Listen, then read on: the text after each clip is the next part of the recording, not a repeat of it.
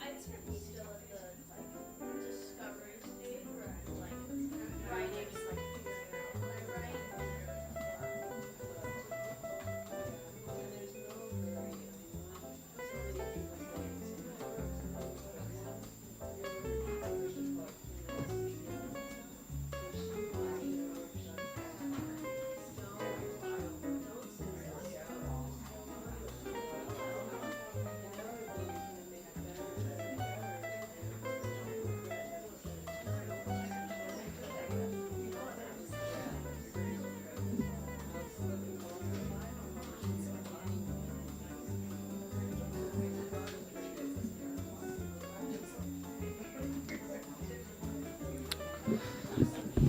All right.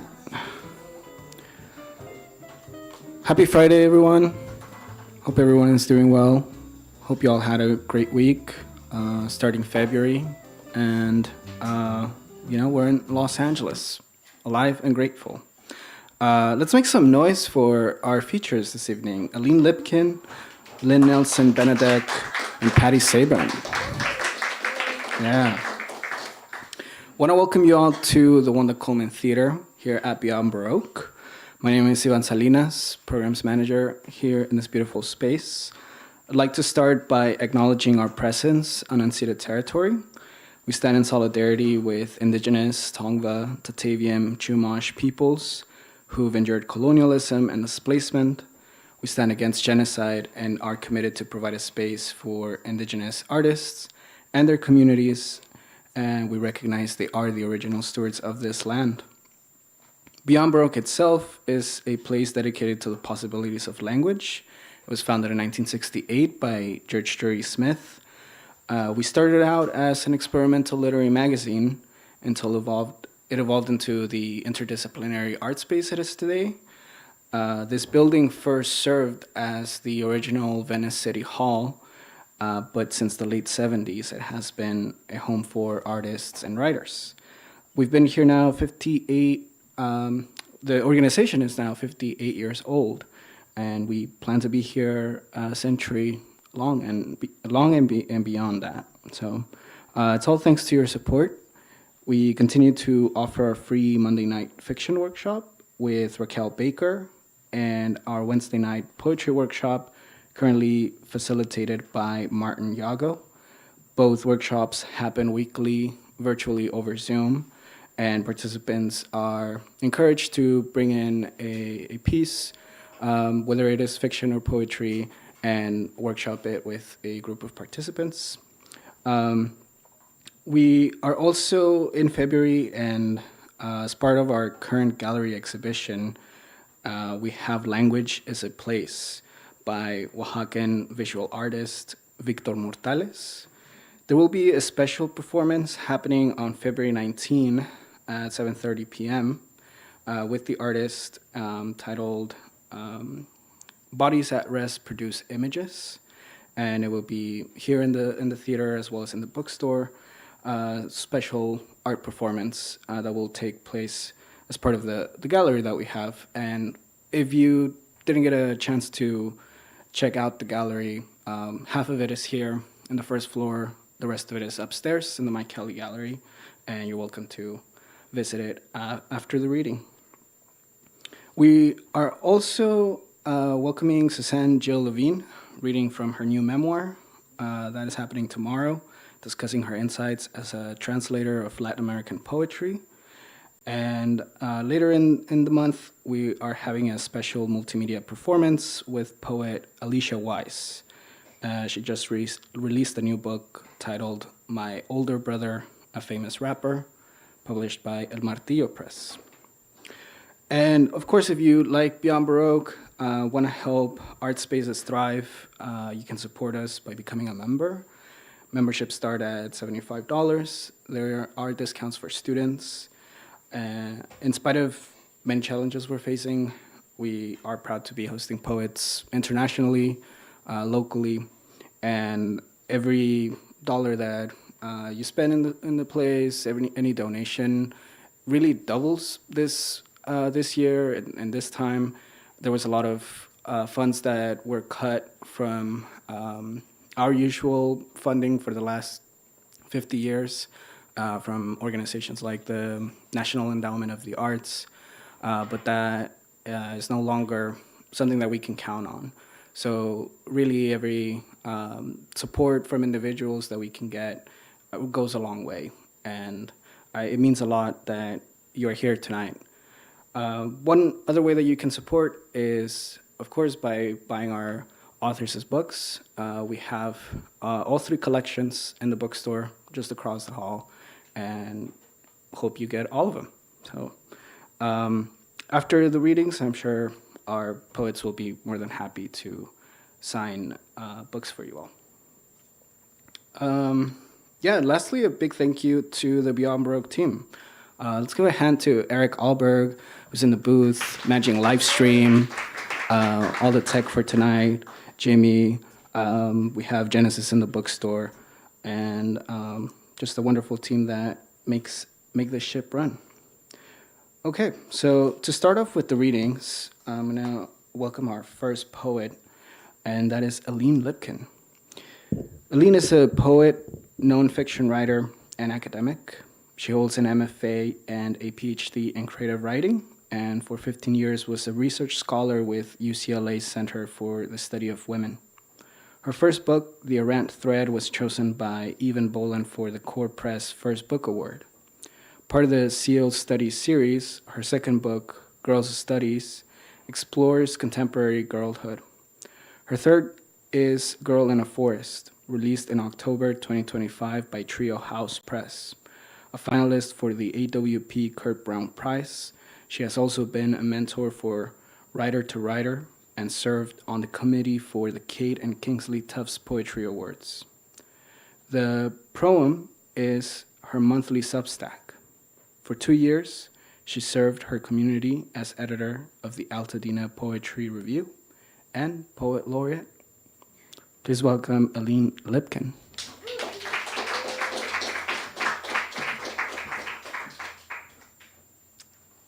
Great. Thank you so much, Eavan, and Beyond Baroque for hosting us, and everyone else for coming out on a Friday night. I know traffic can be hard cross town, but really happy to be here. And wanted to add, I'm so happy to read with Lin, a fellow Altadenian, and Patty. We go way back. We knew each other in Houston in graduate school, so it's really thrilling to be reading together. I thought I would just spend a minute talking a little bit about the book. This book is something we sometimes call a project book, where I had the idea of writing about what I was going through during the pandemic, and my son was still young enough that I was reading him fairy tales at night. And for some reason, the fairy tale Hansel and Gretel just stuck with me, and I couldn't sort of shake it out of my mind.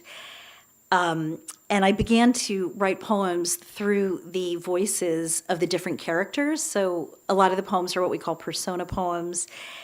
And I feel like this is probably like the last cycle of pandemic books that are coming to fruition, because I think of that as a time in which we were all so lost in this never before experienced dilemma or even tragedy, and looking for breadcrumbs. And the more I sort of dwelt upon this tale, the more I began to see in it, particularly between the female characters, it began to seem as if the triangulations between Gretel as a young girl, the mother and stepmother, and then the witch as a crone figure, also just began to fascinate me how they interacted. So that is the genesis of the book, and I will read a little from the middle, a little from the beginning, then the middle, then the end. So the first poem I should say is called Gretel Looking Back, and it's through Gretel's voice. Gretel looking back. Crumbs jostled inside my brother's pocket, worried like coins rubbed to plain metal. A face soothed, smoothed, then scattered. Inside my body, I knew I carried 2 pursefuls. On one side, the clasp just opening, ripening, readying to let a speck spiral down. I could see the witch's ribs were a bird cage, a flutter beating at the bars like a dying bird trying to get out. From his cell, my brother held out a bone to fool he was shriveled. I felt my blood thrumming, then ribboning, then rivering. So, when I pushed her head first into the flames, I was the one fattened with power. I had never been so bloodsure, so strong. And the second poem is called Mother in the Earth. And another way, when I was writing these poems in the pandemic, that the tale of Hansel and Gretel really struck me was with all the loss that people were experiencing in the pandemic, I began to think about how families were reforming. And the mother's position of dying and then sort of wanting to still look out for her children was especially striking to me. So this is the mother speaking from the other side. I was rootstock, I was dirt. I made myself the air surrounding their mouths. When they lay on the ground, I was a round of moss pillowing beneath their sweaty heads. I willed the loam to cradle their bodies, longed to tap a finger from the other side out. I let the wind say, I am here. I let the night sound say, try to sleep. My bones settled deep beneath the grass. I was a mix of motes I tried to waft into the forest scent, to close the arms of branches almost in embrace. This poem is called Witch, I Wanted Children, and it's from the witch's point of view. With thighs like suet I could dimple with a pinch, their dots of fingertips tapping at things, half-moon cheeks smooth as plums just bloomed on the cool side of the tree. A girl by my side to sweep the hearth, a boy who fit to my arms as he ran through the door. Instead, one clogged inside me, a garble of blood, sinew knotting like a tangle of string, then emptied my body like a lost balloon. I drank a tea of nettles, I steeped rue, a draught with pennyroyal pushed the last thorn out. So when I spied them happy deep in the woods, my middle twitched. One bite, I thought, just a swallow. My lips itched to have that taste of hope so deep inside again.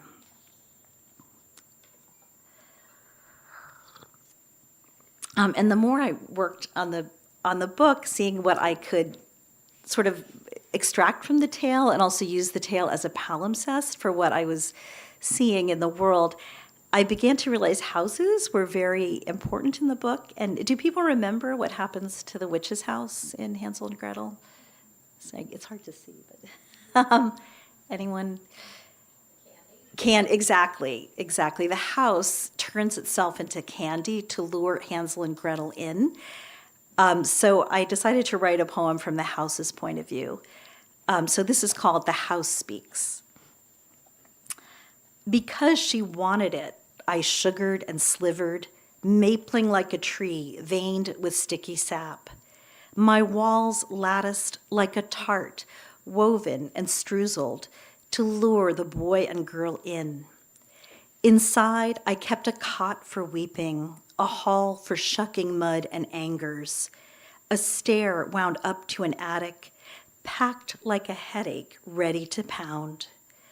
The hearth beat my furious heart, embered then poked, drafting up the chimney's nose, while the kettle wept its tears. She kept me, or I kept her. The windows whisper smeared, the floorboards clacked and tapped. Some nights my shoulders fell a little, trying to wrap the heat deeper around her like a childhood quilt. She talked to me. I shuddered back. So when I saw her go headfirst into the oven, I breathed deep as the fumes began to waft. There was her skirt poofed to acrid vapor, bile charring as her innards flung out, her loose hair crisped and singed until she was bald, born again into air. Her clenched hands prickled as they clawed up my back, and I swallowed her voice, pleading to me as it crumbled and cracked. So the poems are often a little grim, true to form, and that was also something that I found exciting in rereading fairy tales and working with them. People, I'm sure you know, I mean, there's a lot of violence and grisly moments, but a lot of redemptive moments too. This poem is from the father's point of view. It's called Father Kuvad, and there's an epigraph: when a child is born, Kuvad is a custom where a father takes to bed as if bearing the child himself. The quilt wrapped around we three, later four, warmth stitched through the batting like the common blood tracing our veins. Bodies so close, the babe were once my wife and I joined. A smell of yeast rising from his crown, now that union made warm. I cradled both, set my knee over the coverlet to weave us more tightly. Contentment tied me, never before knowing I yearned to be hemmed. How the wide bed, its wooden posts were a border that penned us all in. And this poem is called Stepmother, from her point of view.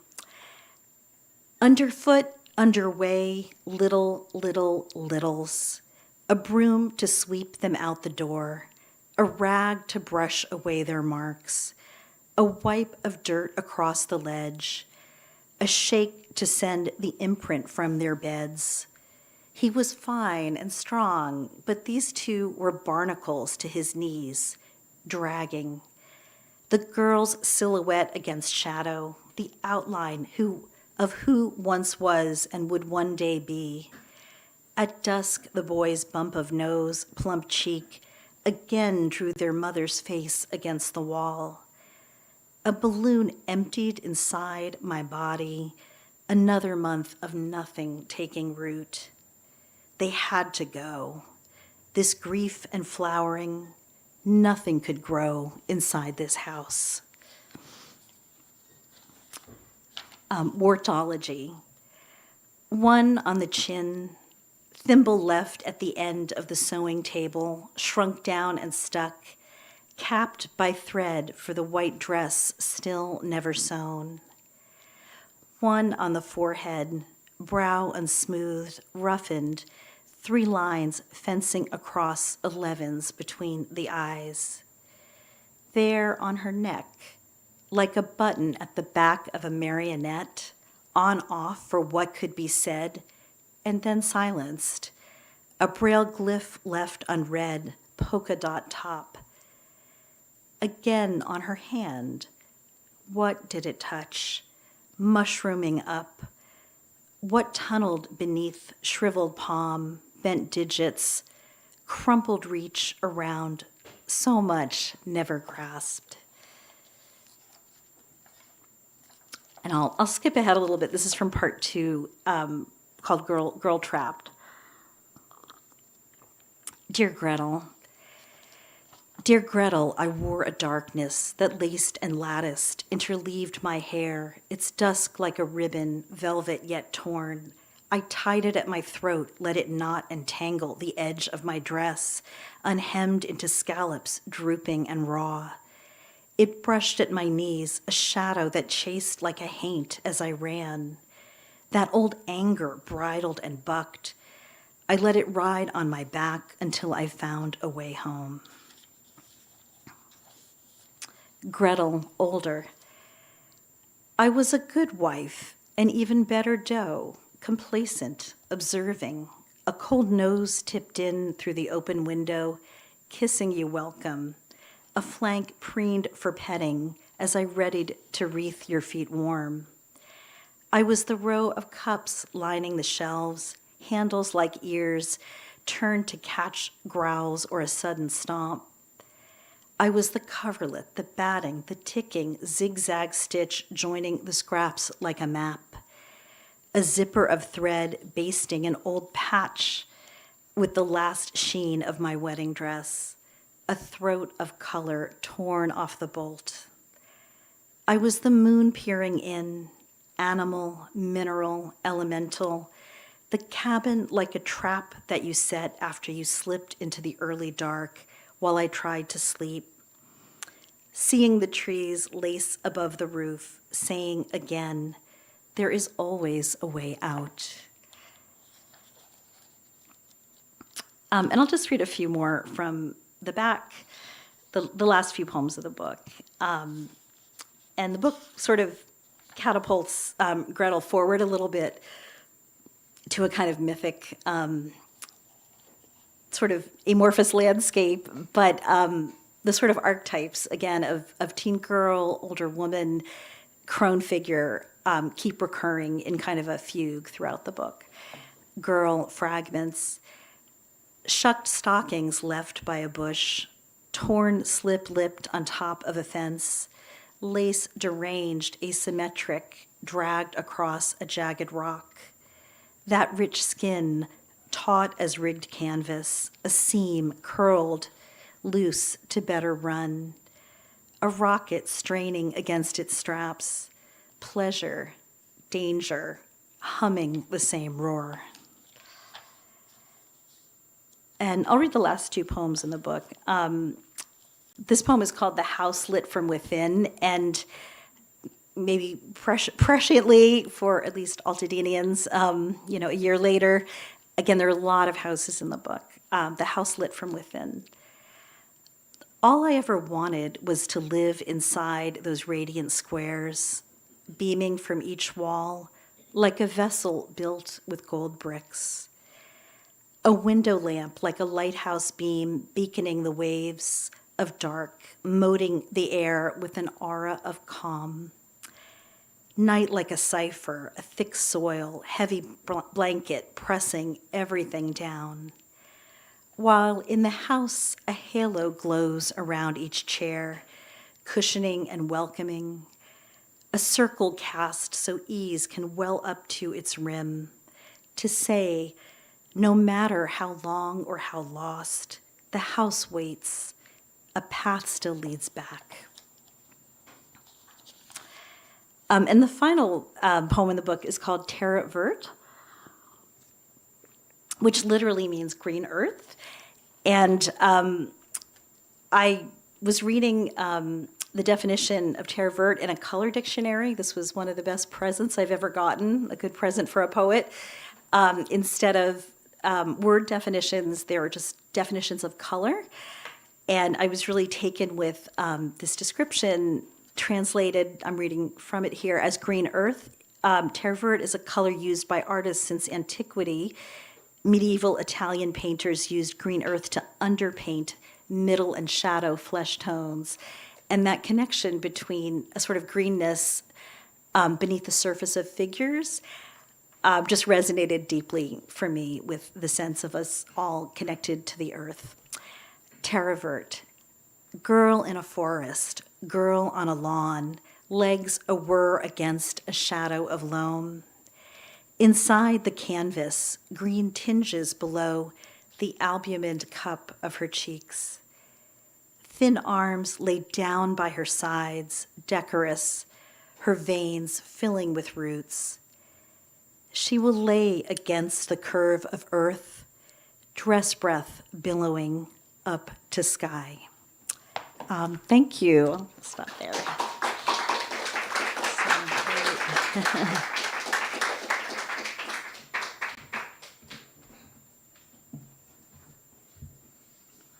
Thank you so much, Elline. Our next poet is Lin Nelson Benedek.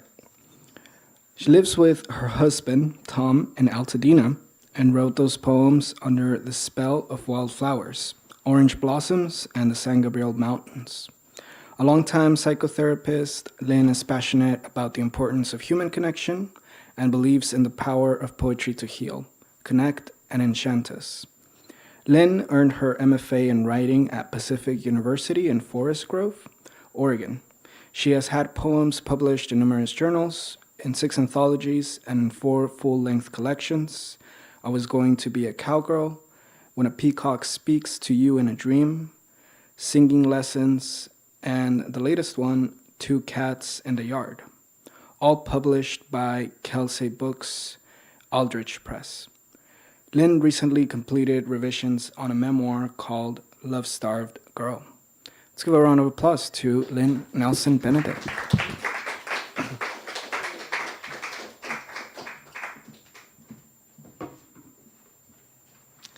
Well, I just want to echo what Elline said. It's such a pleasure and honor to be at Beyond Baroque. It's one of my favorite places to read, and such a pleasure to read with Elline and Patty.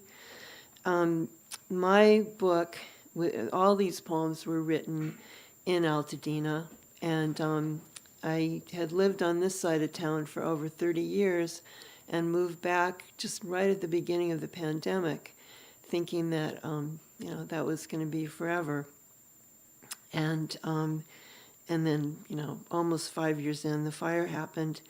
And when the fire happened, I had finished the book, and it was with a publisher, and I debated about whether to include fire poems and just add some things.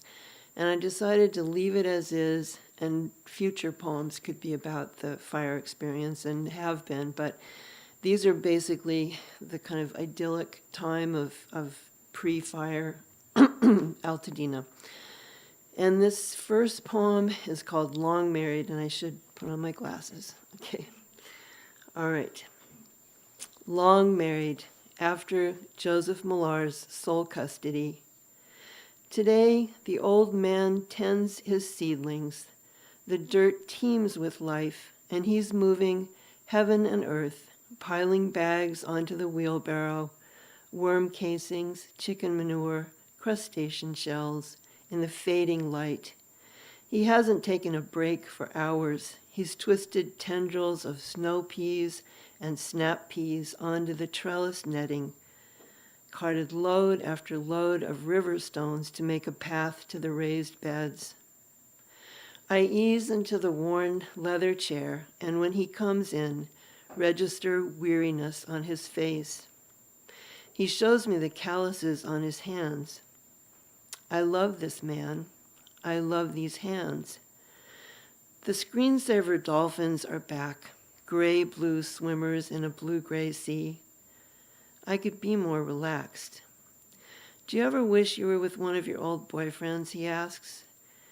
We're a couple of astronauts hurtling through space in our shared capsule. We're Thing 1 and Thing 2.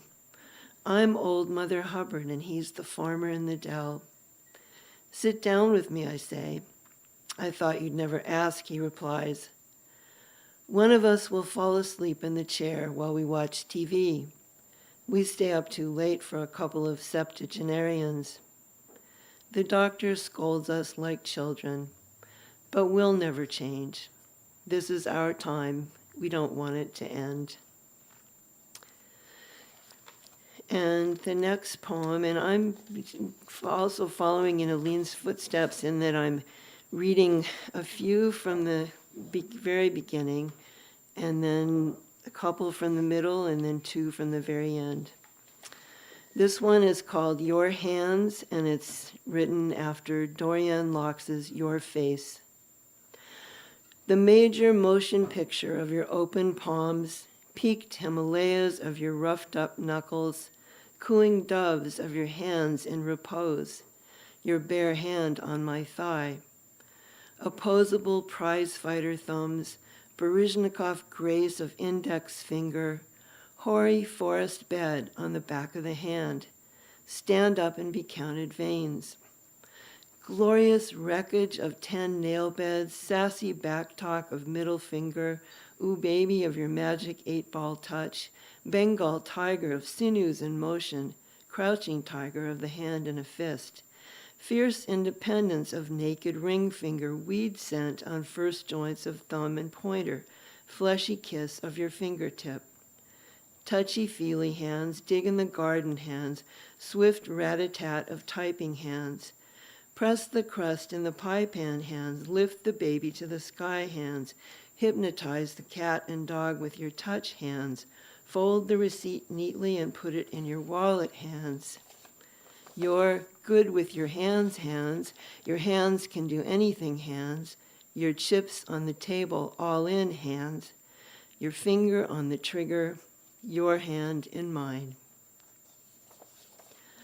And this next poem is really written for our son and his fiancée, and it begins with an epigraph by Christopher Marlowe. Madly in love, if these delights thy mind may move, then live with me and be my love. Yesterday, a beautiful surprise. Our son is marrying Yuka from Tokyo. Before bed, he called. Yuka's mom cried when she heard the news. Tears of happiness, I asked. She and I would have arranged this marriage in another time and place. A psychic from Jakarta pronounced them soulmates. They are perfect. The lovebirds brought souvenirs from a friend's wedding in Tupozlan. Tiny gourd painted green and pink, small bird tapestry, sombrero keychain made of clay, turtle refrigerator magnet. At the farmer's market near the train stop in South Pasadena, sunflowers for the mantle. The lovers are coming. I want everything to be beautiful. I want to be beautiful, but settle for kind, helpful, friendly. Tom is cooking fish for dinner and soba. Yuka's mom picked out the noodles. Yuka brought them from Japan. Every day I pray, may this love be lasting. May this love be true. And this next poem, I owe a lot to Elline. Elline, I had the pleasure of being in a workshop with her, and this assignment was to write a poem that was based on a fairy tale. And this one is called Goldilocks.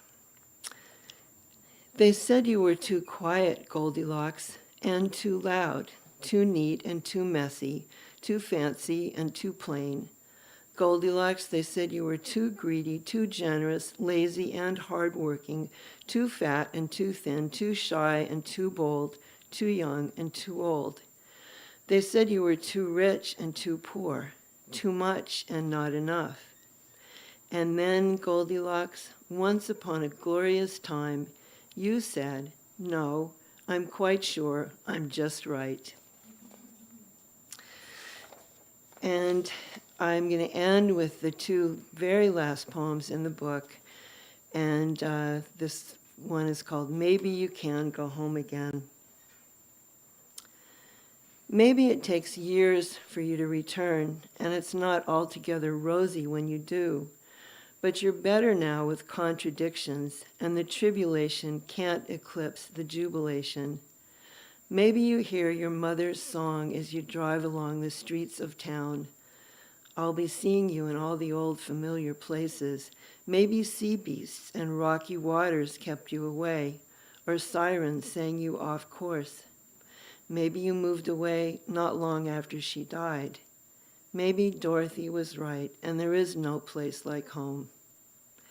Maybe you can go home over and over again to tall palms and blue mountains, raucous squawk of rogue parrots, orange blossom air, carpet of acorns and oak leaves. Maybe home is a prayer. And this last poem is called Unrule This Ruly Paradise for Altadena. Purple of penstemon, bright yellow of desert marigold, low-hanging fruit, ensorcelled by light. We couldn't tame it if we tried. Scent of sage and apricot-colored roses, buzz of bees, love affair of lavender and lilac, aubergine and violet. I can't remember a spring that smelled this sweet. Low hum of hummingbird, warble and wing song of doves when they're startled and take flight. Taste of oranges from the 100-year-old tree. Rough of the wooden bench, sweet ring of chimes, faded opulence of the ripened rose, pale Isabella Segunda blue, stray branch of star jasmine, little butterflies, pygmy blue and fiery skipper, Channel Islands poppy. How can you not love this world? We've had rain this year and last, long overdue, and the hills are green.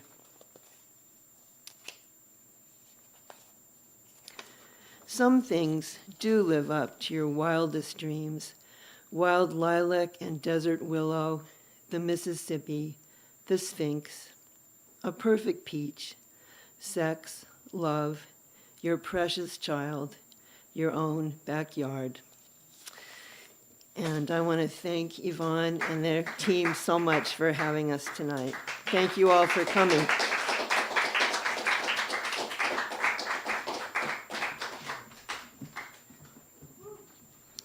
Thank you, Lynn. Shout out to Altadena. Altadena Strong. Thank you.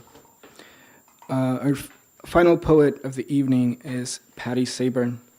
She's published 6 books of poems: Jukebox, Threshold Delivery, Perfecta, Table Collective, Hilarity, Mechanical Cluster, and Diasporatic.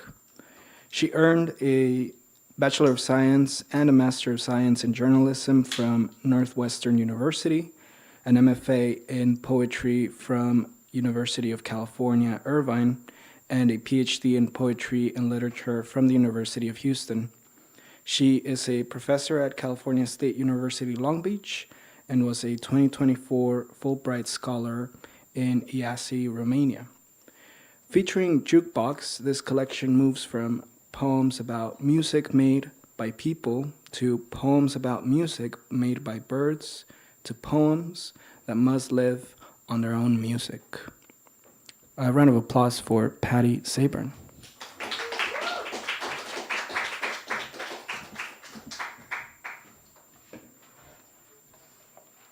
Oh, I love Beyond Baroque. You can't see anything. It's great. It's great. Thank you so much to everybody here for hosting us. Beyond Baroque was the first place I came. I made a pilgrimage to Beyond Baroque when I moved out west. When I came to LA, I was living in Hollywood with a friend of mine who's a screenwriter, and I said, we have to go to Beyond Baroque, and we came to a Friday night reading where 20 poets have 5 minutes each. It was quite thrilling. So, riddle me this. I will not wait in the egg line today. It winds around the kefir and hummus stand, past the fishmonger who sells me white sea bass and trout. There is heirloom cauliflower and Napa cabbage, blood oranges to sample, and mushrooms from outer space, sold by a lovely couple who really know their fungi. But I will not wait in the egg line today. 3 sides of a giant square. It's Beach Boys, T-bird weather, and I forgot my new bucket hat, but my sunglasses are fake Chanel, and I look hot and through them. There's a guitar player, and I ask for In the Beginning by Emerson, Lake, and Palmer, and give him a pluote, and he laughs and plays the introduction before veering into Blackbird, which I also would have bartered for, but I will not wait in the egg line today, although they have duck and quail eggs too, and the insides of the brown are wonderfully, weirdly orange, sunset orange. Oh, this gorgeous world. The sky is scramble and fry, and nobody dances sober, said my buddy Cicero, my favorite Roman skeptic.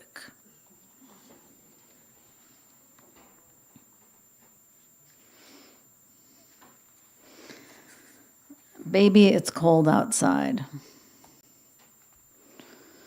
Every morning I check in with Hump Tulips, a town of 216 in the great state of Washington, and review the state of the snow on the Snoqualmie Pass, where chains are required except on all-wheel drive. My favorite weather girl is Brittany Boyer, who is wearing a nice red turtleneck and currently focusing on the southeast storms with sunglasses in Jacksonville. how much we can know now. Is it any wonder there is no room for Proust in my brain? Avalanche warning around Mount Hood with an unstable snow cap. Santa Ana winds on our frontier here in SoCal. Stock up on tissue. Myself, I rely on Dolbear's law, which equates a rise in temperature with an increase in a cricket's chirps. Count the number of chirps in 15 seconds.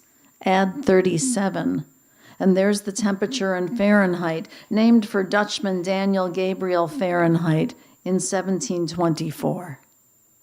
He also determined the body's temperature to be roughly 96 degrees. God, I love information. Thank you for information, the information age. Imagine me centuries ago mumbling, "Make me, O Lord, thy spinning wheel complete," then getting whacked about the head for daydreaming during the tasks appointed me, perhaps having a prescient Peggy Lee moment. Is that all there is? While my mother, 17th century Shirley, wise beyond her century, listened to the crickets and threw more wood on the fire.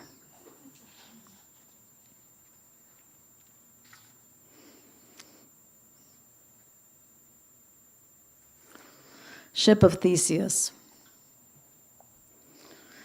Whether the ship is still the original ship, if most or all of its parts have been replaced, seems to have no human application.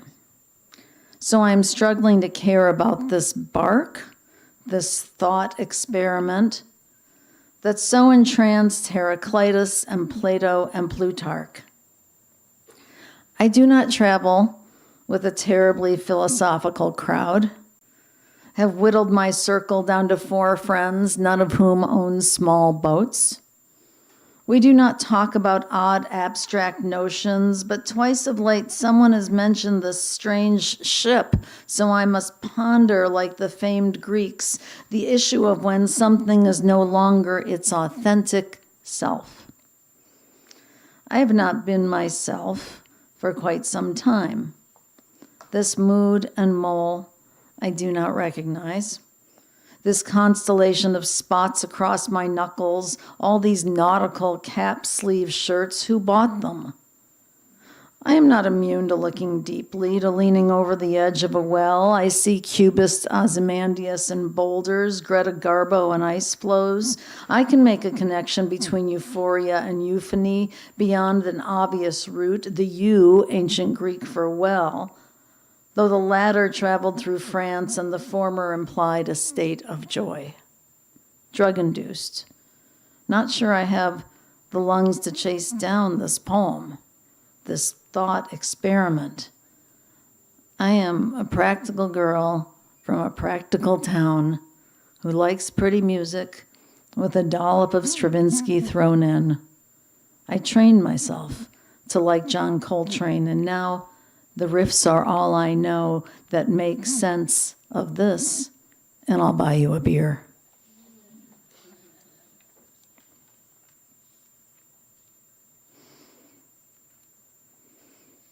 I want to read this poem from my fabulous grad student who's here. There's a piece called The Moldau by Smetana, which I really, really love. And it winds through various parts of Eastern Europe. And it's a very beautiful classical piece. But what's really special about it to me is that it sounded like another piece with which I'm very familiar. And I said this to a friend of mine from college, so from many years ago, who's a conductor. And he's sort of a lovable snob. And I said, these pieces really sound alike. And he said, oh, Patty. What did he say? He said, all formal music sounds alike. So I thought that was sort of interesting. So there's a little epigraph. This is called The Little Piece of the Moldau by Smetana. And the epigraph is by Charles Ames, the famous architect and designer. who said, the connections, the connections, the connections. The dynamics allegro, comodo, non agitato indicate a fast, though leisurely tempo without restlessness or agitation. Swirling flutes imitating tributaries and mermaids, twists and turns of the Moldau, the great Bohemian river, before the melody begins, which sounds like the Israeli national anthem Hatikva. Smetana's symphonic poem, an adaptation of a previous composition, La Montovana, circa 1600, inspiring The Little Owl Got Married, Slovenia, The Ox-Driven Cart, Romania, which composer Samuel Cohen used when he sent the anthem's poem, The Hope, by Naftali Herz Imber, a poet from Zolochiv, then Austria, Poland, a town nicknamed the City of Poets.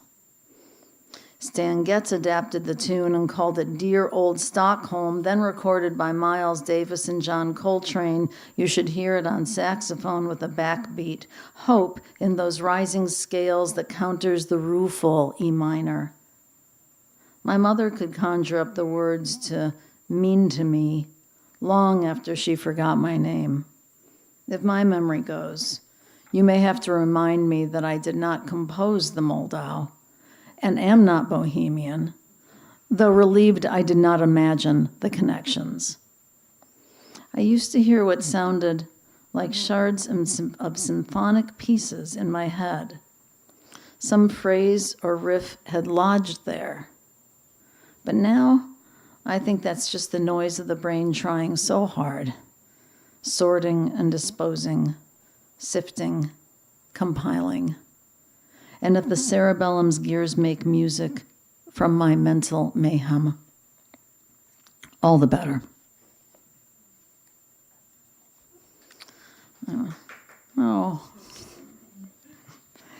Thank you. I want to read this sort of, it goes fast, but this is the poem I wrote to keep me in shape as I get older. All the conversations I've ever had that mattered.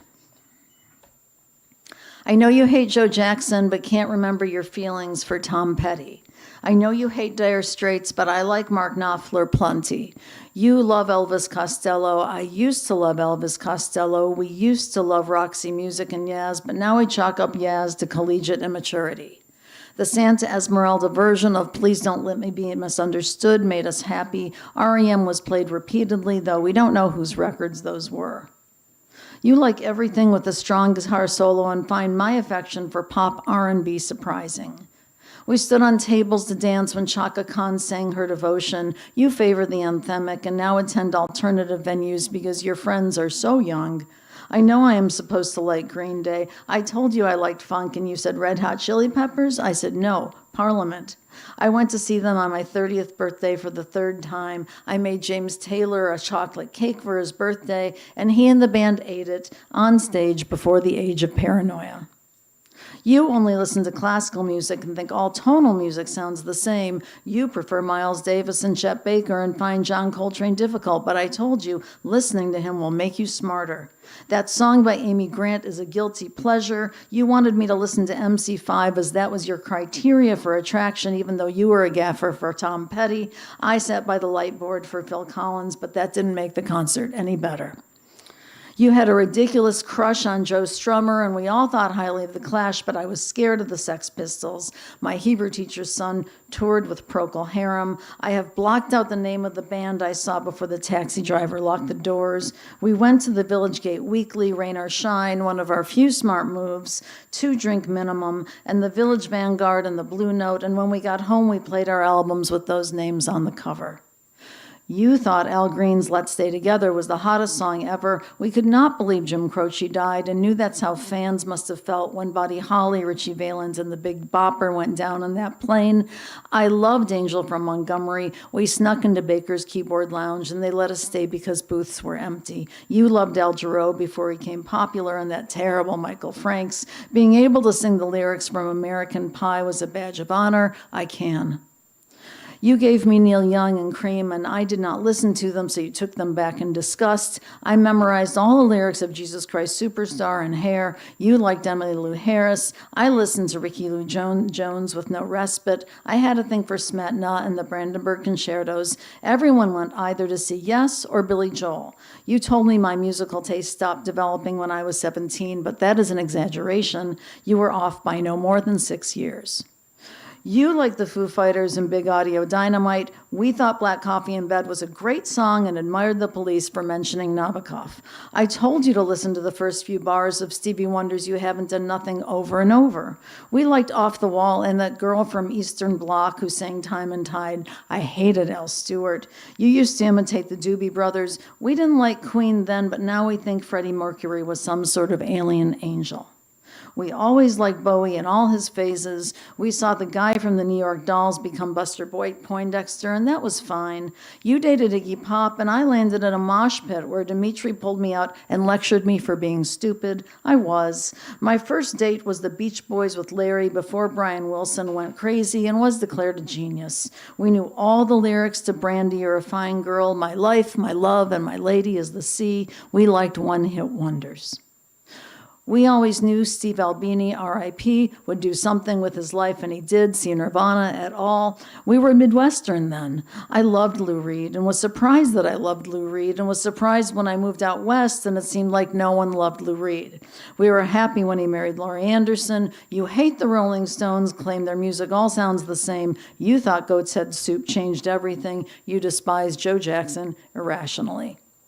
You and everyone else liked the first album, the acoustic session, unplugged, less produced, more raw, more authentic, before the synthesized layers, before the first drummer died, before they signed with the big label, before they became corrupt, bought out, sold out, mainstream.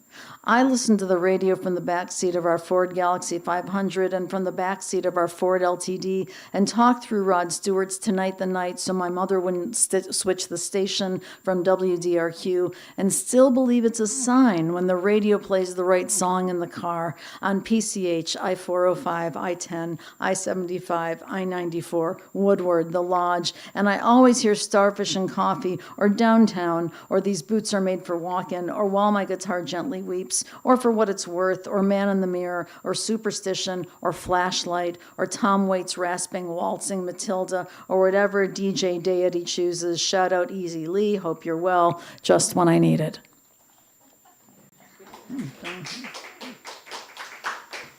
Thank you. That's my I'm just going to read a couple more poems as Eavan told you, this book moves as its trajectory is sort of from poems with music in them to poems with birds who sing in them to silence. So I'll just read a bird poem and a silent poem. I could talk all day about the magpies.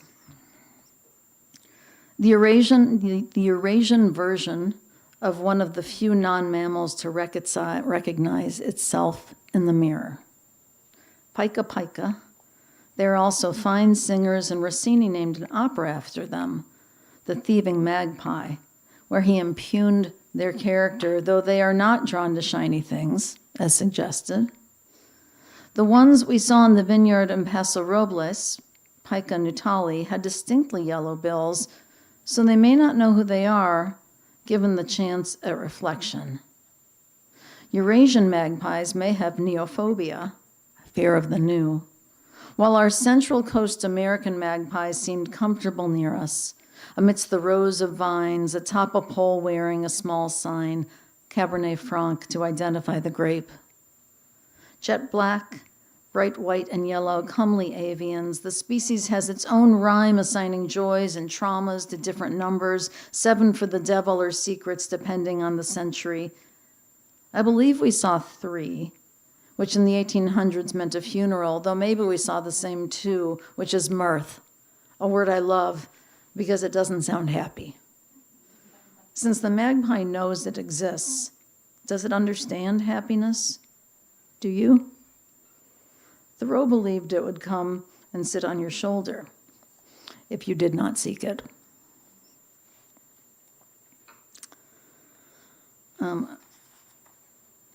I want to close with a poem, I think, for my friend Shelley, who I get to see not enough, but it's really a pleasure. This is called What I'm Really Sorry For.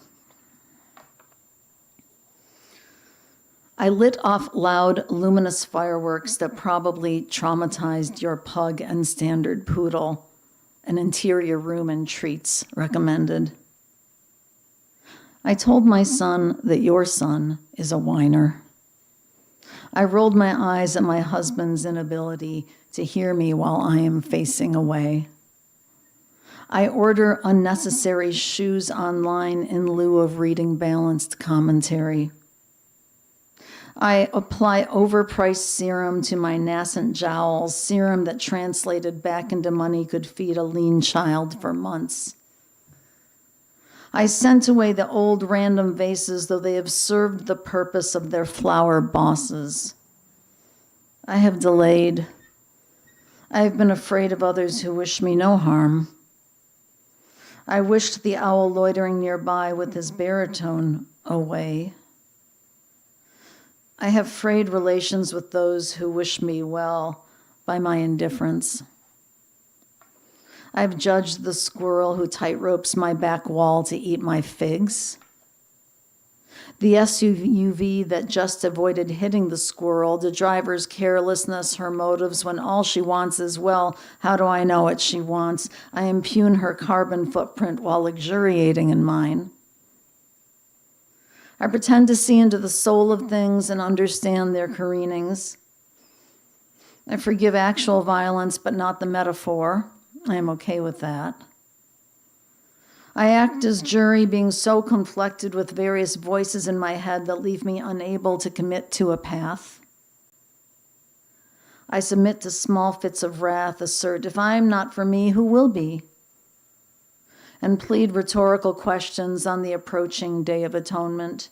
Once over, it's always approaching.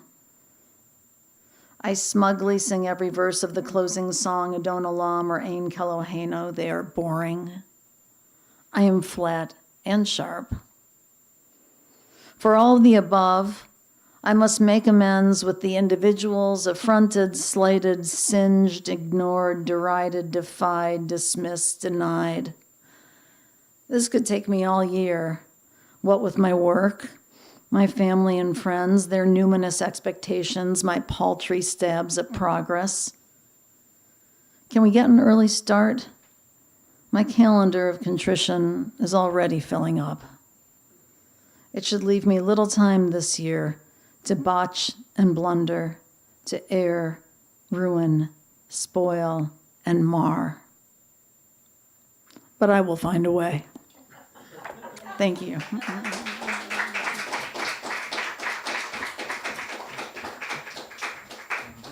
Yeah, let's keep it going for our 3 features this evening. Thank you. Awesome.